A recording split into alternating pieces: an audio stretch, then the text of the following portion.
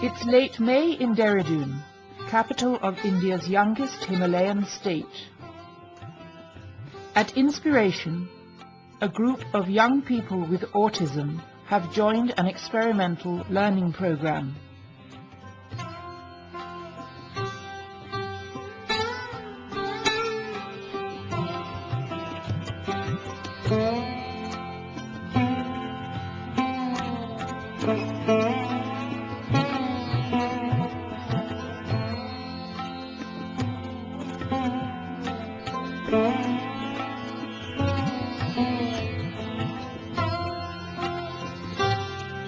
The program is a 6-day IT workshop. The participants will work under the guidance of a computer scientist. The medium of instruction is both Hindi and English.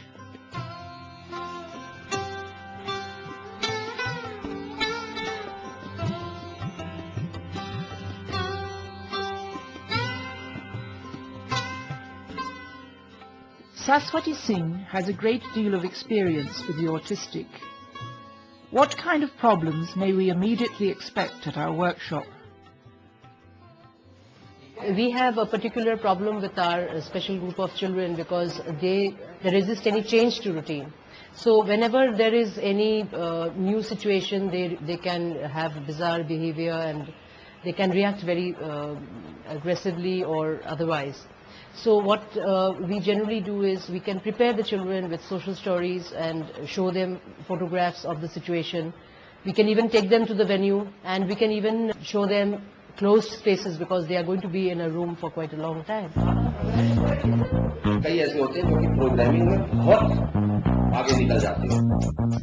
The scientist conducting the workshop is Arun Mehta. Although new to autism, Arun has considerable experience with IT and disabilities. We were first introduced to this field by Professor Stephen Hawking. He spoke to many software companies looking for someone to write his basic access software. That really opened our eyes to the huge opportunity there was in this area, not just for doing immense good, but also we thought this made a lot of commercial sense.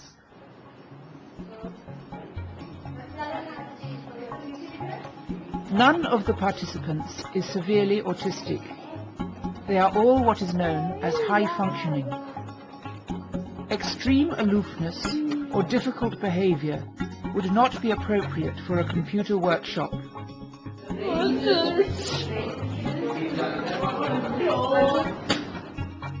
Apurv is bright, but he's hyperactive and tense. He must cope with the sensory problems that mark autism. He's unable to tolerate the glare of the screen or to touch the keyboard. Massage helps him unwind.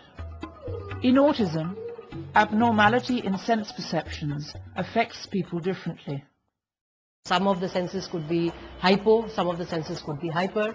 So the children are not able to make sense of certain situations. We have been working a lot with occupational therapists and sensory integration, because unless the children are able to overcome this, then even if they could be very intelligent, but we will not be able to work with them because they are not able to overcome the sensory issues. So we have a lot of inputs given with occupational therapy, with behavior therapy, of course, is the underlying one.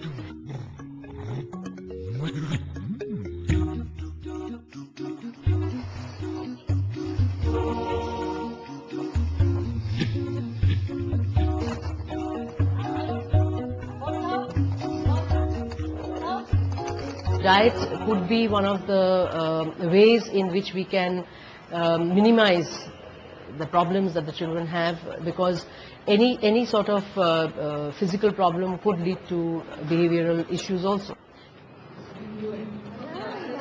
Very good. Papa? Right.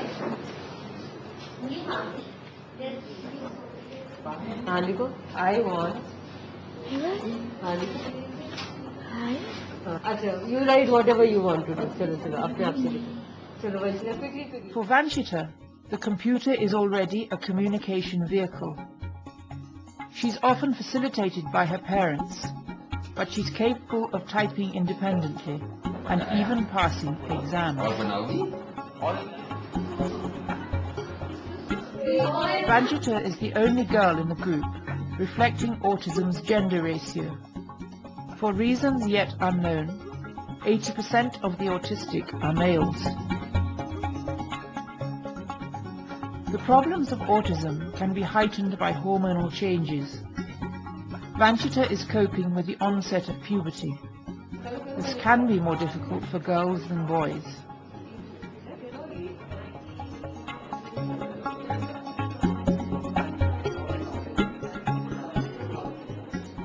Nima is the eldest of the group and the most outgoing, but he's fidgety and distracted.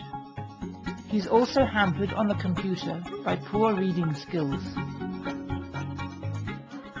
Harpreet is quite well focused. At school in Delhi, he's worked a good deal on the computer. His teacher has accompanied him to the workshop.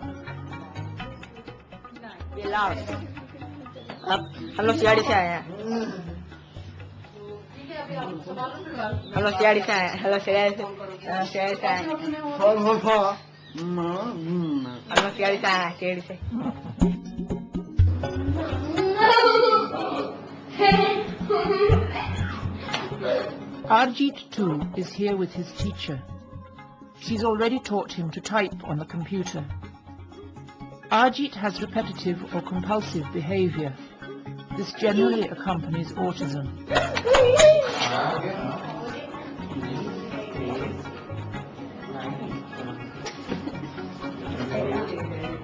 बस ये तब ये बंडी बबली की जगह कुछ और लिखो ना.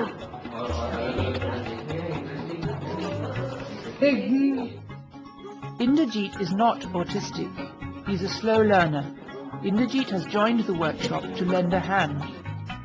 He's also keen to learn computer skills.